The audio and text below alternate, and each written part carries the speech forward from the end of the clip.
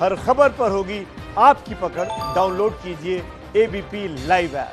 Yashwant Deshmukh C voter के director हमारे साथ जुड़ गए हैं। सी वोटर वो एजेंसी जिसने ये सर्वे किया एबीपी न्यूज के साथ।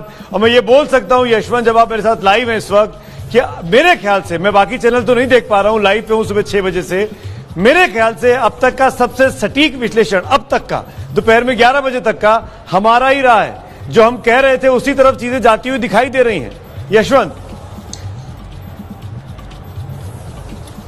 बिल्कुल सुमित, और हम लगातार कह रहे थे कि बहुत कांटे का मुकाबला है ये, और इस कांटे के मुकाबले में आरजेडी ने युवाओं में लीड जरूर मारी है, लेकिन महिलाओं का वोट बैंक अभी भी एनडीए के साथ में है। और हम बार बार ये कह रहे थे कि अगर एनडीए की इज्जत बचती है तो उसका श्रेय केवल और केवल बिहार की महिला मतदाताओं को जाएगा और किसी को नहीं।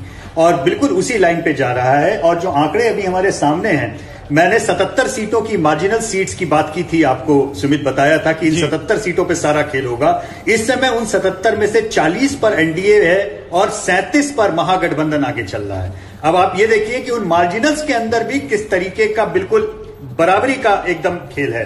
मोटे तौर पे आप मानिए कि अंत में आते आते वो 30-35 सीटें ऐसी बचेंगी जिन पर जब तक कि अंतिम ईवीएम न खुल जाए सुमित, तब तक उसका नतीजा यानी यशवंत यानी आप ये कह रहे हैं कि 1, 2, 3, 4, 10, 20, 50 ऐसे वोटों पर भी सीटें तय हो सकती हैं बहुत कम अंतर के साथ।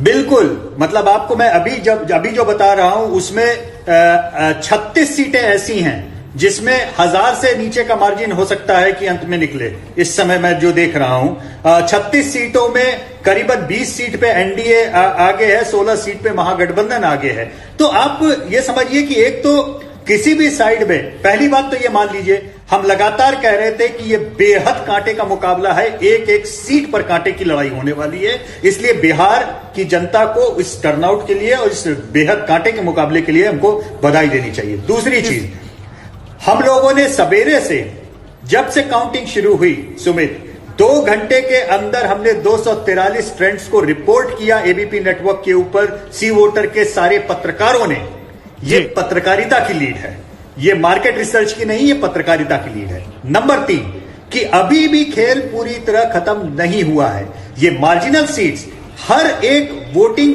जो मशीन होती है सुमित, उसमें 1200 के आसपास वोट पंजीकृत होते हैं। और जिन सीटों पे 1000 से नीचे के मार्जिन चल रहे हैं, एक वोटिंग मशीन खुलती है और मार्जिन इधर से उधर होता है, दूसरी खुलती है, मार्जिन इधर से उधर होता है। तो आपको ऊपर से देखने में भले ही ये टैली थोड़ी सी स्टैटिक लग रही हो, भले ही आपको देखने में लग रहा हो कि ठीक है आरजेडी 70 के आसपास, बीजेपी 60-70 के आसपास, जेडीयू 40-50, कांग्रेस 20-25, लेकिन ये ऊपर की स्टेबिलिटी पे मत जाइए। सच्चाई ये है, नीचे उसके ये 77 सीटें, उनमें से ऐसे सीट कभी इधर हिल नहीं है, कभी इधर हिल नहीं है। ओवरऑल में ये स्टेबल लग रहा है, लेकिन नीचे बहुत ही आपाधापी है इसमें। आप रहिएगा, एक और दिलचस्प आंकड़ा है, उसके लिए एक बार फिर अपन रूबिका के पास चलते हैं। रूबिका। यशवंत, इसका मतलब ये है कि जो अन्य और पासवान है वो बहुत ज्यादा महत्वपूर्ण साबित हो सकते हैं। इसका जवाब जरूर दीजिएगा, लेकिन एक बहुत ही इंटरेस्टिंग ट्रेंड देखने को मिल रहा है। और वो ट्रेंड क्या है, देखिए, इससे पहले जब जब चुनाव होते थे तब तब कहा जाता था ये बाहुबलियों का चुनाव है। इस बार अभी बाहुबली कम है तादाद में, लेकिन उसके बावजूद 4 बाहुबली आगे चल रहे हैं। लालगंज में बाहुबली मुन्ना शुक्ला आगे है, तरारी में बाहुबली सुनील पांडे आगे चल रहे हैं, मोकामा में आरजेडी के आनंद सिंह आगे चल रहे हैं, कचायकोट जेडीयू के पप्पू पांडे जो हैं वो इस वक्त आगे चल रहे हैं। ये 4 बाहुबली इस वक्त सीधे तौर पर आगे। लेकिन इस बार का जो चुनाव है वो हैवीवेट्स की बीवी और बच्चे, इन पर ज्यादा आधारित हो गया है। यशवंत देशमुख भी हमारे साथ बने हुए हैं। यशवंत जी, अब सवाल ये उठता है कि अगर इतनी कांटे की टक्कर है तो फिर पासवान किंग मेकर साबित हो सकते हैं? अगर पासवान अपनी सीटों, अभी जब हम लोग बात कर रहे हैं, इस समय 7 सीटों पे मुझे आंकड़ों में लीड दिखाई दे रही है। अगर वो लीड बरकरार रखते हैं और बीजेपी का मामला या आरजेडी का मामला अधर में अटकता है, तो हो सकता है कि वो किंग मेकर साबित हों। पासवान की स्टोरी ये नहीं है कि उन्होंने 7 सीटें जीती अंत में, या 5 या 2। पासवान की स्टोरी ये है कि उन्होंने कम से कम 30 सीटों पे नीतीश कुमार की लंका लगाई है। ये पूरी इसकी स्टोरी है। अदरवाइज इस चुनाव में कोई रीजन नहीं था कि एनडीए कम से कम 150 से ऊपर सीटें न पाए। मतलब ये बिल्कुल क्लियर है। एक सवाल का जवाब आपकी रूपिका और दूंगा। आपने अभी बाहुबलियों की बात की, बिल्कुल यशवंत, आपने बाहुबलियों की बात की। देखिए हम लोग यशवंत एक मिनट आप रहिए मेरे साथ, क्योंकि हम जो बातें कर रहे हैं उसके बीच में चुनाव आयोग का आंकड़ा देखना भी बहुत जरूरी है और राजकिशोर लगातार उस पर नजर रखे हुए हैं। इस चुनाव आयोग के आंकड़े से समझना पड़ेगा कि दरअसल अभी तक असल में कितना काम हुआ है, क्योंकि अधिकतर बातें तो रुझानों की हो रही हैं। चुनाव आयोग क्या कह रहा है राजकिशोर? देखिए सुमित जी, चुनाव आयोग के मुताबिक लड़ाई सीधे सीधे दिखाई पड़ रही है बीजेपी और आरजेडी के बीच में। बीजेपी हर तरीके से फायदे में, जो बात शुरुआत में लगातार कही जा रही थी, और जेडीयू कम वोट परसेंटेज के बाद भी सीटें अच्छी पा रही है। 50 सीटों में जेडीयू आगे दिखाई पड़ रही है, 61 सीटों में बीजेपी भी है और राष्ट्रीय जनता दल भी 61 सीटों पे आगे जाता दिखाई पड़ रहा था। एक चीज तय हो गई है कि अब जेडीयू छोटा भाई है, बड़ा भाई नहीं है बिहार में, ये स्पष्ट हो गया। बीजेपी बड़ी पार्टी बनकर उभर रही है। कुल मिलाकर कितना काम हो गया, अभी कितनी सीटों का रुझान और ये सब आना बाकी है? 228 सीटों के अभी रुझान आए हैं और अभी आप समझ सकते हैं कि 15 सीटों का रुझान और आना बाकी है, तो अभी थोड़ा सा इंतजार और करना पड़ेगा। यशवंत, इसको आप किस तरीके से देखते हैं? चुनाव आयोग के जो आंकड़े सामने आ रहे हैं, क्या वो हमारे सर्वे को की तस्दीक कर रहे हैं?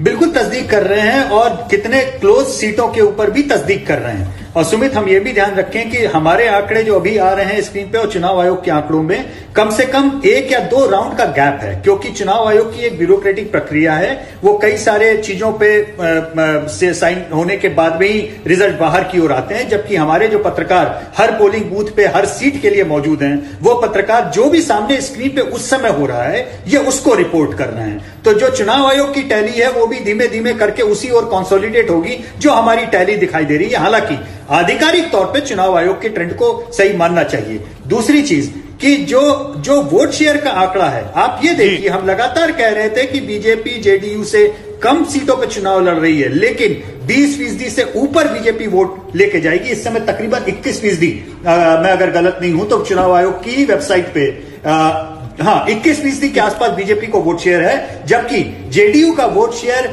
महज 15% पे है। यानी बीजेपी से ज्यादा सीट लड़के जेडीयू बीजेपी से 6% वोट, 6-7% वोट कम पा रहा है। कारण उसका क्या है कि ओवरऑल वोट शेयर में करीबन 6% आप वोट देखिए एलजेपी को मिल रहे हैं, लेकिन ये एलजेपी के वोट पूरे राज्य में 6% हैं। लेकिन जिन जगहों पे जेडीयू के उम्मीदवार हैं वहां पे एलजेपी को औसतन 10 से 15% वोट मिल रहे हैं। इसीलिए मैं बार बार कह रहा हूं, इन चुनाव में जेडीयू की लुटिया चिराग पासवान ने डुबोई है। अगर चिराग पासवान का एक्सपेरिमेंट नहीं होता तो एनडीए की टैली 150 से नीचे होनी ही नहीं चाहिए थी। अच्छा पॉइंट आपने दिया, इस पर हम आगे डिस्कशन भी करेंगे, लेकिन एक चीज और पूछना चाहेंगे, जो बाकी 2 छोटी पार्टियां एनडीए ने अपने साथ मिलाई थी, वीआईपी और हम, उनके आने से फायदा हुआ कि नहीं हुआ? मेरा मानना यह है कि उनके आने से बीजेपी को बाकी सीटों पर फायदा हुआ, क्योंकि हमने देखा एग्जिट पोल के आंकड़ों में कि शेड्यूल कास्ट का कंसोलिडेशन एनडीए के लिए रहा। हमने ये भी देखा कि जो मल्लाह निषाद जाति जिसके लिए वीआईपी सीट को पार्टी को लिया गया था, उनका भी कंसोलिडेशन हुआ। अब सीटों के मामले में वो कितना ज्यादा उस चीज में बरकरार रख पाते हैं, अभी की लेटेस्ट टैली में जो मैं देख रहा हूं, वीआईपी 5 सीटों पे आगे है और हम केवल 1 सीट पे, तो खुद उनकी सीटों पे वो बहुत ज्यादा इंपैक्ट छोड़ पाएंगे, इसमें वो नहीं है। लेकिन हाँ, इतना जरूर है कि कास्ट के कैलकुलेशन में कहीं ना कहीं बाकी सीटों पे उनके लिए अच्छी बढ़त उनको मिली है। एक बात इंटरेस्टिंग है, कांग्रेस देखिए केवल 24 सीटों पे फिलहाल आगे है। मुझे लगता है कि शायद टैली थोड़ी सी और कम ही हो, इसके बढ़ने की उम्मीद मुझे अभी फिलहाल कम लग रही है। तो आरजेडी के एक्सपेरिमेंट में जो उन्होंने लेफ्ट के लिए सीटें छोड़ी वो उनका सफल एक्सपेरिमेंट था तेजस्वी का, लेकिन कांग्रेस के लिए 70 सीटें छोड़ना ये शायद ये सही निर्णय नहीं था।